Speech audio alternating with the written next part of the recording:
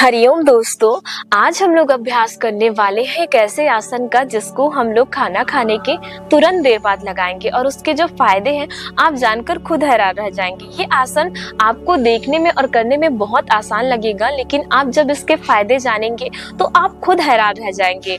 ये सिंपल सा दिखने वाला आसन इतना कैसे फायदा पहुंचा सकते हैं, तो चलिए जानते हैं कि वो आसन कौन सा है। दोस्तों, हम लोग आज अभ्यास करने वाले हैं वज्रासन का। जी हाँ दोस्तों, वज्रासन जिसको हम लोग पैर को मोड़ करके बैठ करके करते हैं। तो आज हम लोग जानेंगे वज्रासन का शाब्दिक अर्थ, उसके बाद हम लोग जानेंगे कि उसकी सही विधि, फिर हम लोग जानेंगे कि हम जब आसन को लगाएंगे तो हमारा सारा ध्यान कहाँ पे हमको रखना है। उसके बाद हम जानेंगे कि कौन लोग हैं जो इस वज्रासन को नहीं कर सकते, फिर जानेंगे कि इसके लाभ क्या हैं। तो दोस्तों, वज्रासन जो है हम लोग खाना खाने के तुरंत बाद इस आसन को करते हैं। हम सामान्यतः देखा जाए तो आसन जो होता है उसको खाना खाने के 4 से 5 घंटे बाद करते हैं, जब हमारा पेट खाली हो और शरीर हल्का हो जाए।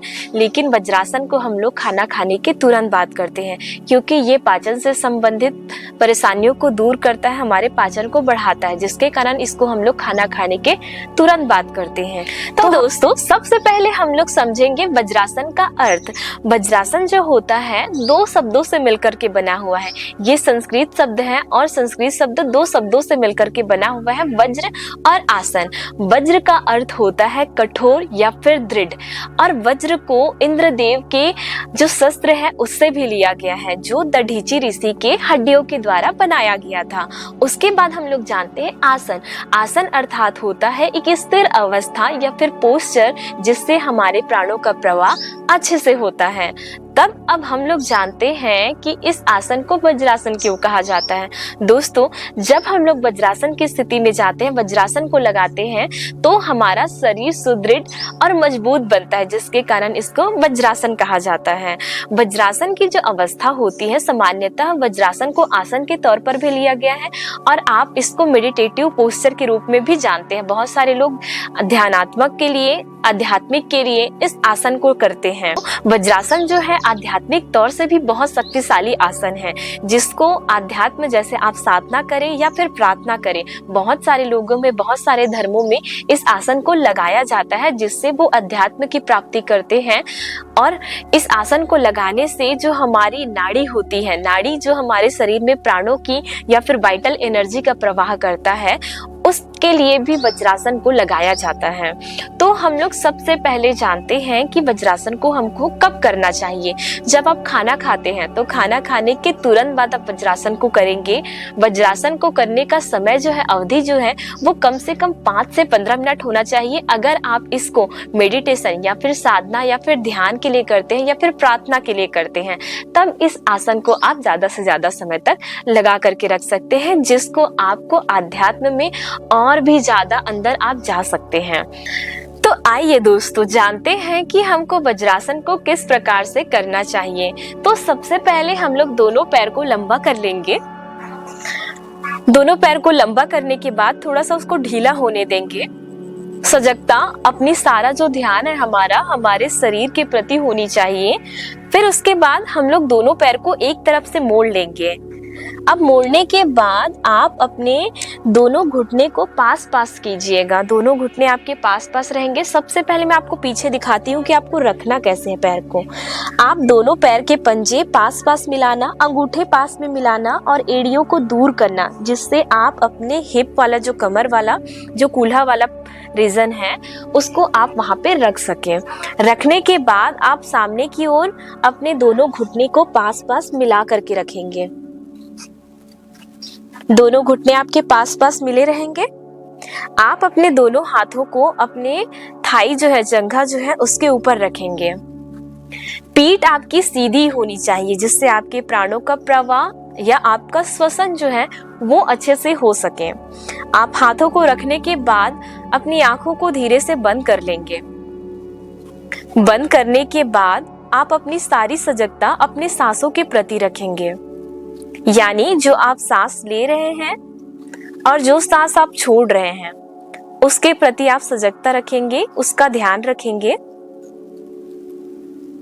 अब थोड़ी देर बैठने के बाद आप बस अपने सांसों की निगरानी कीजिएगा।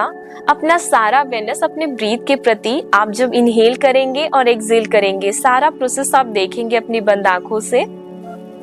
आप चाहे तो एब्डोमेन ब्रीथ भी कर सकते हैं, यानी आप सांस भरते हुए अपने पेट को फुलाएंगे और सांस छोड़ते हुए आप अपने पेट को पचकाएंगे।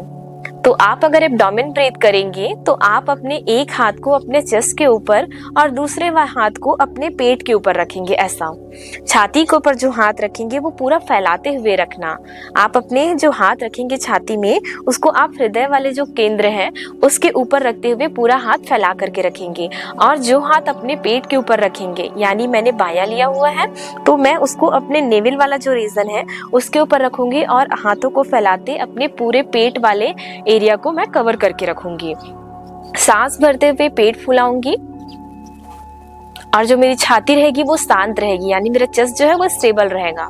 और सांसों को छोड़ते हुए पेट को मैं अंदर पचकाऊंगी। इसी प्रकार से मैं इसको दोहराते जाऊंगी,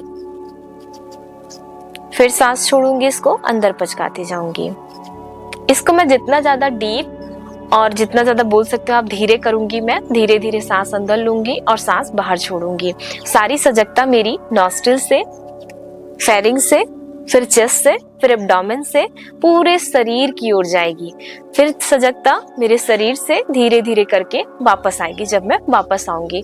तो इसी प्रकार आप अभ्यास को जो है आप धीरे धीरे करके बढ़ाएंगे। सावधानी क्या बरतनी है, कभी कभी आप जब वज्रासन में बैठेंगे, अगर आप बहुत नए हैं तब हो सकता है कि आपको आपके पैर में दर्द सा अनुभव हो, आपके घुटने में दर्द सा अनुभव हो, या तो फिर आपके जो टखने हैं या पैर के जो पंजे हैं उसमें आपको दर्द जैसा फील हो।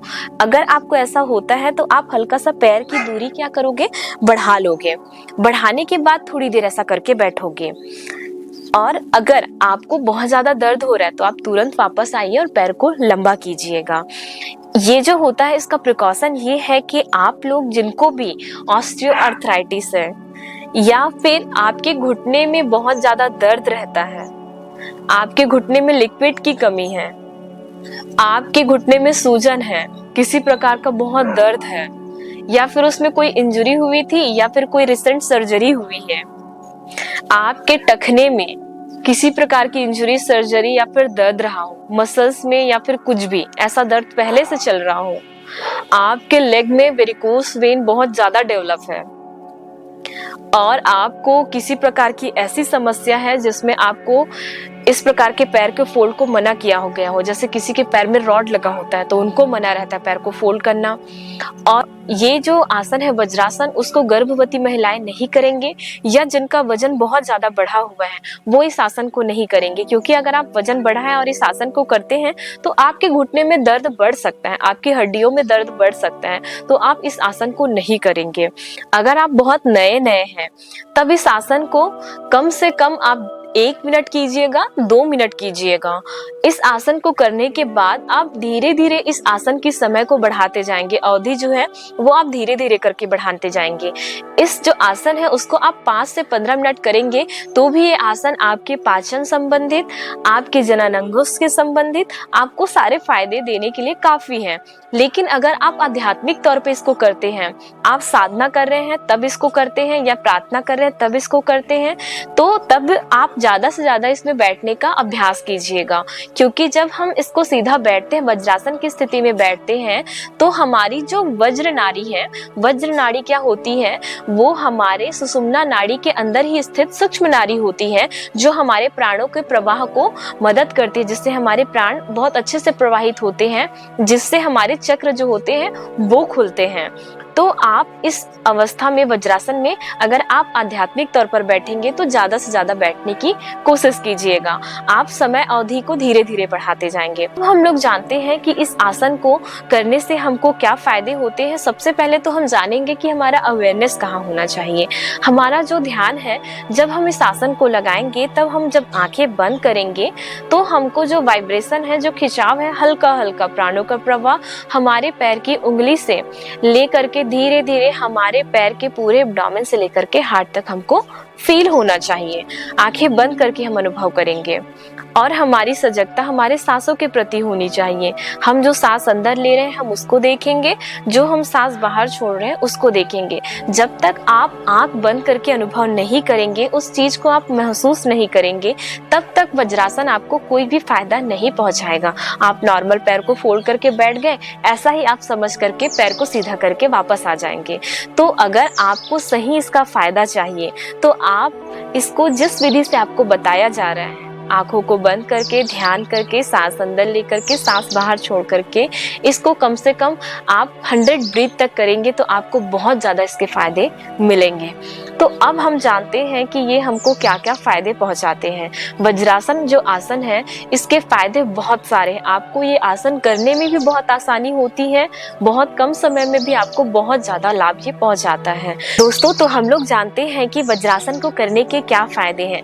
वज्रासन के फायदे तो हम लोग सबसे पहले पैर को देखेंगे। जब हम लोग पैर को मोड़ते हैं तो हमारे पैर की जितनी भी संरचनाएं मुड़ती हैं, जैसे हमारे पैर के टोस पीछे गए, एंकल गया यानी टखने, हमारी लोअर लिम्ब, हमारे घुटने और जंघाएं, ये जो होती है इसको मजबूत बनाती है। वज्रासन जो है जब हम पैर को मोड़ के रखते हैं उसमें खून का संचार बहुत अच्छे से होता है, रक्त का संचार बहुत अच्छे से होता है, तो ये हमारे पैर को मजबूत बनाती है, हड्डियों को मजबूत बनाती है, जोड़ों को खोलती है, जोड़ों को भी मजबूत बनाती है, यानी कि मसल्स, बोन सभी को स्ट्रॉन्ग बनाती है। हमारे ब्लड वेसल्स का सप्लाई, ब्लड का सप्लाई यानी रक्त का संचार बहुत अच्छे से होता है, ऊपर की ओर शरीर में भी बहुत अच्छे से संचार करता है।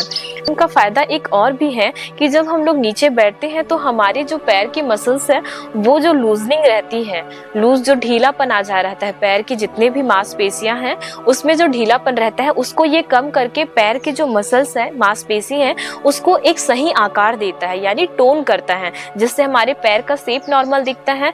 हमारी जो चर्बी होती है नीचे की उसको भी ये टोन अप करने में बहुत ज्यादा मदद करता है। आपको वजन को घटाने में मदद करता है। आप जब खाना खा करके बैठते हैं आपकी पाचन अच्छे से होती है, आपकी मेटाबॉलिक रेट, उपापचय बहुत अच्छे से होती है, जिसके कारण आपका वजन भी कम होता है। आपके वजन को घटाने में ये बहुत ज्यादा मदद करता है। अब हम लोग जानते हैं कि हम लोग थोड़ा सा ऊपर जाते हैं, ये रक्त का संचार ऊपर की ओर करता है। हमारे जनन अंग से संबंधित, ये हमारे जनन अंग से संबंधित जितनी भी संरचनाएं हैं, चाहे वो पुरुष हो या महिला हो, उन सभी को ये बहुत अच्छा लाभ पहुंचाती है। आपके जनन अंग को स्वस्थ रखती है। महिलाओं में विशेषकर जिनको यूटीआई की समस्या रहती है, बार बार उनको, जिनको यूरिन का इन्फेक्शन होता है, वज्रासन आपको इस समस्या से बाहर निकाल सकता है। जिनको आपको पेल्विक से संबंधित समस्या है, ओवरी से रिलेटेड समस्या है, तो वज्रासन में बैठिए, ये आपको बहुत अच्छा फायदा पहुंचाएगा। पुरुषों में जिनको हाइड्रोसिल की समस्या हो जाती है, जिनके टेस्टिकल्स में पानी भर जाते हैं, तो उनको ये बहुत अच्छा फायदा पहुंचाता है। उसके वेन्स को खोलते हैं जिनसे हाइड्रोसिल की समस्या से आप बाहर आ सकते हैं। और हम लोग देखते हैं कि ये जो हमारे जनन अंग या फिर सेक्सुअल जो एनर्जी होती है वो हमारे बॉडी में हमको कंट्रोल करने में बहुत हेल्पफुल है। अब हम लोग जानते हैं कि हम लोग ऊपर की ओर आगे बढ़ते हैं। ये जब हम ब्लड को नीचे जो बैठे हैं तो ब्लड का संचार ऊपर की ओर बहुत अच्छे से करता है। पाचन से संबंधित समस्याएं, जितनी भी समस्याएं आपको पाचन से संबंधित है, आपको एसिडिटी होती है, आपकी पाचन अच्छे से नहीं होती है, आपको कॉन्स्टिपेशन होता है, बवासीर की समस्या है, कब्ज हो या बवासीर, आपको इन सारी समस्याओं से राहत दिलाएगा। ये आसन इतना शक्तिशाली है, अगर आप खाना खाने के तुरंत 10 से 15 मिनट इस आसन को रोजाना करते हैं तो आपको पाचन की छोटी बड़ी सारी समस्याओं से आप बाहर आ सकते हैं। अब हम लोग जानते हैं कि ऊपर जाते हैं, ऊपर की ओर हमारे हृदय में जब हम लोग पैर को मोड़ करके बैठते हैं तो हमारे प्राणों का प्रवाह ऊपर होता है, हमारे ऑक्सीजन, हमारे रक्त का संचार जो होता है ऊपर की ओर होता है। तो ये हमारे हृदय को भी स्वस्थ रखता है, हमारे मन को शांत रखता है, हमारे मस्तिष्क में भी रक्त का जो संचार है वो अच्छे से करता है, हमारा मन शांत होता है। और साथ जिनको देखते हैं, जिनको कंसंट्रेट करने की दिक्कत होती है, बार बार ध्यान भटकता है जिनका, उनके लिए भी ये आसन बहुत अच्छा है। अगर आप ध्यानात्मक तौर पर इस आसन को करते हैं तो आपके प्राणों के प्रवाह को ये बहुत अच्छा तरीके से ऊपर पहुंचाता है। यानी जब हम लोग बैठते हैं तो वज्र नाड़ी जो होती है, हमारी वज्र नाड़ी जो होती है वो सुषुम्ना के अंदर सूक्ष्म नाड़ी जो होती है वो प्राणों के प्रवाह को ऊपर पहुंचाती है। तो इसमें ये साधना हो या फिर आप किसी भी प्रकार की प्रार्थना करते हो, उनके लिए ये बहुत अच्छा आसन है। तो आसन का ड्यूरेशन आप सावधानी पूर्वक बढ़ाइएगा, जैसा आपको बताया गया उस तरीके से कीजिएगा। सावधानी आप पूरी बरतेंगे जिससे आपको ज्यादा से ज्यादा ये लाभ पहुंचाएगा। हम लोग अगर वज्रासन में बैठे हुए हैं तो वज्रासन में जब हम बैठते हैं, आप स्टार्टिंग भी किए हो तो 1-2 मिनट बैठेंगे, आप धीरे धीरे टाइम बढ़ाते जाएंगे 5 मिनट 10 मिनट, या फिर आप जितने भी समय तक वज्रासन करते हैं, वज्रासन से आने के बाद आप वापस उसी प्रकार से पैर को लंबा करके बैठिएगा। पैर को लंबा करने के बाद आप अपने पैर को ढीला छोड़िएगा। ढीला छोड़ करके अपने सारे मांसपेशियों को फ्री कीजिएगा, यानी ढीला छोड़िएगा और उनको रिलैक्स होने दीजिएगा।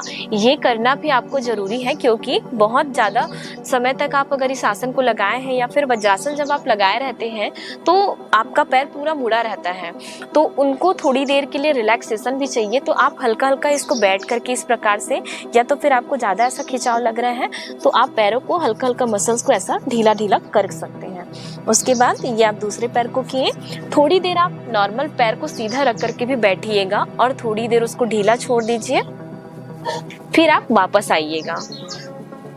तो दोस्तों, ये रही मेरे इस वीडियो में यही तक की जानकारी।